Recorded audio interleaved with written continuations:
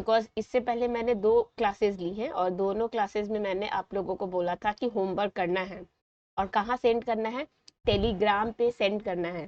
Telegram app होता है, उसको इंस्टॉल करेंगे और उस पे जाके बिहारी जीके जीएस वाली नाम सर्च करेंगे और वहाँ पे फोटो खींच के आप होमवर्क मुझे सेंड करेंगे।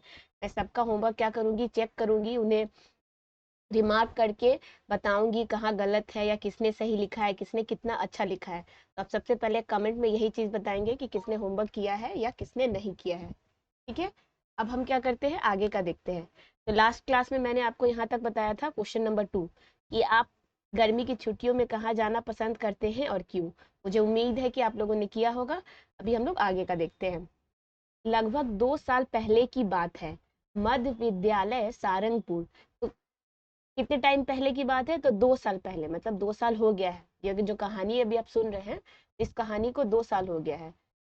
लगभग 2 साल पहले की बात है, मध्य विद्यालय सारंगपुर। मध्य विद्यालय, विद्यालय का नाम, स्कूल का नाम था सारंगपुर। जिला, जिला मतलब डिस्ट्रिक्ट। जैसे आप किस किस जिला से हैं, आप लोग कमेंट में लिखेंगे कि मेरा जिला का नाम ये है मैम, मेरे जिले का नाम ये है। ठीक है, तो जिला कौन सा जिला है? भोजपुर के बच्चे एक बार भ्रमण के लिए राजगीर गए। तो भ्रमण का मतलब होता है घूमने, जैसे आप लोग भी जाते होंगे ना घूमने फिरने, मौज मस्ती करने। तो कहाँ गए वो लोग? राजगीर गए। राजगीर बहुत अच्छी जगह है घूमने के लिए। जब विद्यालय के बच्चे वेणु वन, कौन सा वन? देखिए, वन का मतलब होता है फॉरेस्ट, जंगल होता है ना। तो देखिए वेणु वन, जंगल का नाम क्या है? वेणु, याद रखेंगे। वेणु वन पहुंचे, तब वहां एक एक दूसरा परिभ्रमण दल आया जो मध्य विद्यालय नौहट्टा जिले सहरसा के थे। तो एक टीम जो वहां गया, जो वो कौन सा टीम था? तो वो टीम था मध्य विद्यालय सारंगपुर का टीम था, मतलब स्कूल का टीम था। लोग भोजपुर से था, भोजपुर से था। और जब वहां राजगीर पहुंचा तो वहां पे उन लोगों को एक और टीम दिख गया, मतलब दूसरे स्कूल के बच्चे दिख गए। ठीक है, तो दूसरे स्कूल के बच्चे भी दिख गए। वो लोग भी क्या कर रहे थे? परिभ्रमण दल आया जो मध्य विद्यालय नौहट्टा जिला सहरसा का था। तो लोग कहाँ का था? इन लोग का स्कूल का नाम था नौहट्टा, मतलब मध्य विद्यालय नौहट्टा। कौन सा जिला? सहरसा जिला। तो देखिए, भोजपुर अलग जिला हो गया, सहरसा अलग जिला हो गया। तो जैसे कि आपको मैं बताऊं, अगर बिहार का नक्शा बना दूं, तो जैसे कि बिहार का होता है, ये होता है मैप। ठीक है, ये है, ये है मैप। ठीक है, तो ये देखिए, तो यहाँ पे है सहरसा, ये जो है ना, ये है सहरसा, ये है सहरसा जिला यहाँ। और भोजपुर बोल रहा है ना, भोजपुर, भोजपुर यहाँ है। ये क्या है? तो भोजपुर, ये हो गया भोजपुर, ये भोजपुर है। तो क्या हुआ, दोनों लोग कहाँ गए हैं घूमने? ये लोग गए हैं राजगीर, तो राजगीर यहाँ है। ठीक है, कहाँ गए हैं? राजगीर। तो यहाँ गए हैं ये लोग सब घूमने। ये वाला स्कूल का स्टूडेंट, ये वाला स्कूल का स्टूडेंट यहाँ राजगीर में घूमने आया है। और जब यहाँ पे घूम रहा है तो दोनों एक दूसरे टीम से, देखो देखते हैं आगे क्या हो रहा है। वो लोग मिल रहे हैं, बात कर रहे हैं, नहीं बात कर रहे हैं। तो भोजपुर के बच्चे भोजपुरी में बात करते हुए घूम रहे थे। भोजपुर वाले सब भोजपुरी में बोल रहे थे, बहुत मजा आवी छी, की करी छी। तभी एक बच्चे का ध्यान सहरसा से आए हुए बच्चे की ओर गया जो आपस में बात कर रहे थे। तभी उसी में से, उसी टीम से एक बच्चा का ध्यान कहाँ गया? सहरसा वाले बच्चे लोगों के पास गया। मतलब सहरसा जो टीम आया था सहरसा से, उन लोगों के बच्चे पे गया। परंतु उनकी बातें उन्हें समझ नहीं आई। लेकिन क्या हुआ, उस लड़के को उसका बात समझ ही में नहीं आ रहा था। सहरसा वाला टीम घूम रहा था, देखा क्या, अरे एक और टीम है, देखा उसमें लोग बात कर रहे हैं बच्चे लोग, लेकिन उसको समझ ही में नहीं आ रहा था। वह अपने एक साथी के साथ दूसरे दल के एक बच्चे के पास गया। तो क्या किया, भोजपुर वाला लोग सब सहरसा वाले टीम जो आया था उसके पास गया और एक बच्चे के पास, एक बच्चे से क्या पूछा? देखिए यहाँ लिखा है ना, पूछा आप कौन सी भाषा बोल रहे हैं। उससे पूछा तुम कौन सी भाषा बोल रहे हो। तो दूसरे दल के बच्चे ने जवाब दिया, मैं सहरसा जिला का हूँ, मेरी मातृभाषा मैथिली है। तो सहरसा में जो रहता है उसकी मातृभाषा क्या है? मैथिली है। मैंने पिछले क्लास में भी बताया था कि मैथिली लोग कहाँ कहाँ बोलते हैं। तो जैसे कि नया पेज ले ले, तो ये है बिहार का नक्शा। ठीक है, ये है बिहार का नक्शा। ठीक है, तो यहाँ वाला, ये वाला जो पूरा रीजन होता है, ये होता है मैथिली, मैथिली। ठीक है, तो यहाँ पे कौन कौन सा है? सीतामढ़ी है, दरभंगा है, समस्तीपुर है, सहरसा है। तो ये सब लोग क्या बोलते हैं? मैथिली बोलते हैं। ठीक है, तो क्या बोल रहा है मैथिली वाला? सहरसा वाला लोग कि हम लोगों का मातृभाषा मैथिली है, इसलिए हम लोग मैथिली में बात कर रहे हैं। दोनों दल के बच्चे एक साथ हिंदी में बात करते हुए घूमने लगे। फिर दोनों टीम लोग क्या हो गया, दोनों टीम मिल गया, फिर एक साथ घूम रहा है, खूब हिंदी में मस्त बात कर रहा है, हिंदी में बात कर रहा है, ठीक है। दोनों बच्चों के बीच आपस में काफी मित्रता हो गई, दोनों लोग फ्रेंड्स बन गए, दोनों टीम के बच्चे लोग। जब बच्चे जलपान के लिए, जलपान मतलब खाने पीने के लिए, अपने अपने शिक्षकों के साथ बैठे, सब लोग बैठा, तो उन्होंने बताया कि दूसरे दल जो हम लोगों के साथ घूम रहा था उनकी मातृभाषा मैथिली है, ठीक है। अब सहरसा वाले के टीचर उन लोगों को बताए कि हम लोग, सहरसा वाले नहीं मतलब कि जो भोजपुर वाले थे, तो भोजपुर के शिक्षक बताएं अपने स्टूडेंट को कि जो दूसरा टीम है ना वो लोग आया है सहरसा से, और सहरसा में जो है ना मातृभाषा, मातृभाषा कौन सी है, मैथिली है, ठीक है। तो आप लोग क्या कमेंट में लिखेंगे, आप लोग किस जिला से हैं और आपके जिला में कौन सा भाषा बोला जाता है। फिर शिक्षक महोदय ने बताया हमारा राज्य बिहार में न सिर्फ हिंदी बल्कि भोजपुरी। तो फिर शिक्षक महोदय, टीचर लोग क्या बताएं, टीचर बताएं कि हमारे राज्य बिहार में सिर्फ हिंदी ही नहीं बोला जाता, भोजपुरी और कौन कौन सा लैंग्वेज बोला जाता है, देखते हैं। तो देखिए कौन कौन सा लैंग्वेज बोला जाता है, लिखा हुआ है भोजपुरी, भोजपुरी हो गया, मगही, मैथिली, अंगिका एवं वज्जिका इत्यादि भाषा भी बोली जाती है। तो आपको याद कर लेना है कौन कौन सा भाषा बिहार में बोला जाता है, तो भोजपुरी, मगही, मैथिली, अंगिका, वज्जिका, ठीक है। आपको यह जानकर आश्चर्य होगा कि पूरे भारत में 1652, पूरे भारत मतलब पूरे इंडिया में कितना भाषा बोला जाता है, 1652, मतलब 1652 से भी अधिक, मतलब इससे भी ज्यादा भाषाएं बोली जाती हैं। हम लोग बहुभाषी हैं। बहुभाषी मतलब, बहुभाषी मतलब जो एक से ज्यादा भाषा बात, एक से ज्यादा में भाषा में बात करता है, जैसे हिंदी, इंग्लिश, मगही, भोजपुरी, मैथिली, कन्नड़, कोंकणी, पंजाबी, कश्मीरी, असमीज, ये सब हो गया ना। आमतौर पर हम सभी एक से अधिक भाषाओं का इस्तेमाल करते हैं। तो भारत के अंदर क्या होता है, एक से अधिक, ज्यादा, एक से अधिक भाषा का इस्तेमाल होता है, मतलब हम लोग इसको यूज करते हैं, प्रयोग करते हैं, इसीलिए आसानी से संपर्क हो जाता है। तो इसीलिए हम लोग सब एक दूसरे से बात करने में सक्षम है। मतलब हम लोग कोई, किसी को भोजपुरी आता है, कोई मगही बोल रहा है, कोई अंगिका बोल रहा है, कोई वज्जिका बोल रहा है, तो क्या हो रहा है, सब एक दूसरे से बात करने का, एक दूसरे से बात एक्सचेंज कर रहा है, वो उसकी भाषा में बात कर रहा है, वो उसकी भाषा में बात कर रहा है, तो इससे क्या हो रहा है, सब लोग एक दूसरे के पास आ रहे हैं, एक दूसरे से कनेक्ट हो रहे हैं। एवं अलग अलग राज्यों में अलग अलग भाषाओं का भी में कामकाज में किया जाता है। अलग अलग राज्य मतलब और दूसरा जो स्टेट हो गया हमारे भारत के अंदर, उसमें अलग अलग भाषा बोला जाता है।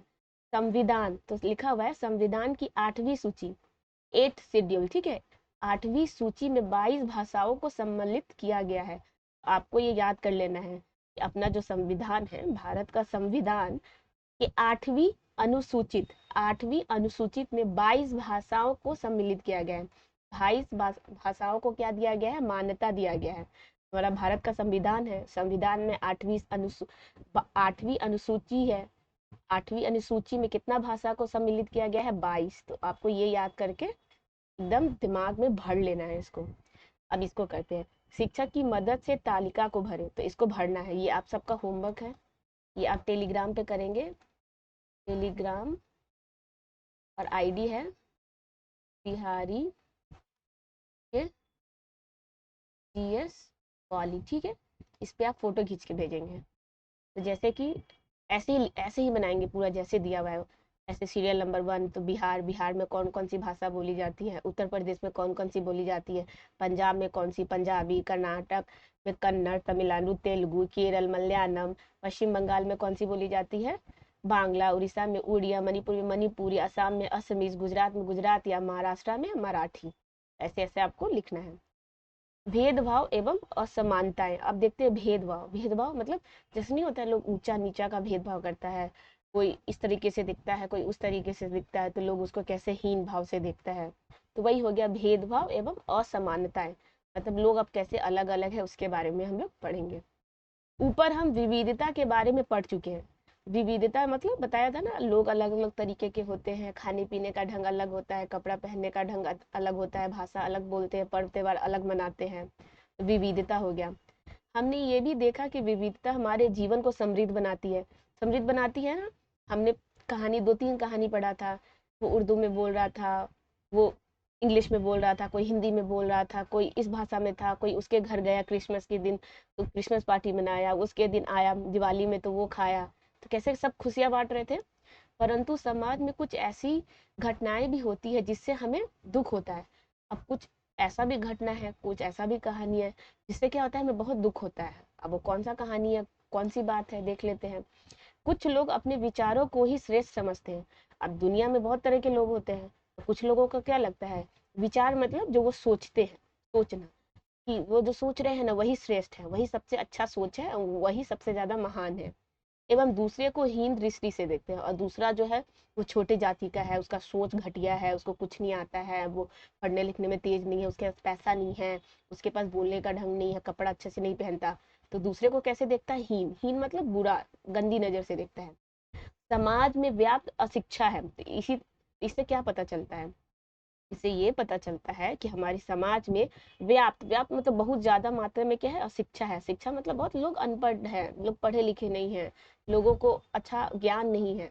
अविश्वास है, अविश्वास मतलब कोई चीज पे विश्वास नहीं रखते, मतलब वो ये मानते ही नहीं कि छोटी जाति का लोग है वो पढ़ लिख सकता है, वो काबिल बन सकता है। अंधविश्वास है, मतलब गलत गलत तरीके से गलत गलत काम करते हैं। गरीबी है, स्वार्थ है, इत्यादि के कारण भेदभाव एवं क्या होता है, भेदभाव एवं असमानताएं देखने को मिलती है। तो ये सब क्या है, इस सब से क्या पता चलता है, कितना असमानता है, मतलब लोग कितने एक दूसरे से कैसे हीन भावना से देखते हैं, दूसरे को नीचे दिखाते हैं। तो यही सब वजह है कि कोई अमीर है तो कोई गरीब है। तो ये भेदभाव कैसे है, जैसे कि कोई अमीर है गरीब को बुरी नजर से देखता है, उसको अच्छे से बात नहीं करता, उसके पास बिठाता नहीं, उसको भला भला बुरा बोलते रहता है।